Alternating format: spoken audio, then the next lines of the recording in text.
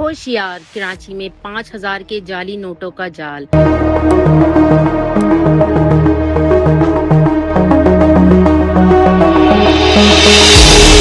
تاجروں اور شہریوں کے لیے ہنگامی الرٹ جاری۔ اگر آپ 5,000 روپے کا نوٹ وصول کر رہے ہیں تو ذرا احتیاط کیجیے۔ کراچی میں 5,000 کے جعلی نوٹ گردش کرنے کی اطلاعات کے بعد تاجر برادری نے شہریوں کو خبردار کر دیا ہے۔ کراچی کی مختلف مارکیٹوں میں 5,000 روپے کے جعلی نوٹ گردش کرنے کی اطلاعات سامنے آنے کے بعد تشویش کی لہر دوڑ گئی ہے۔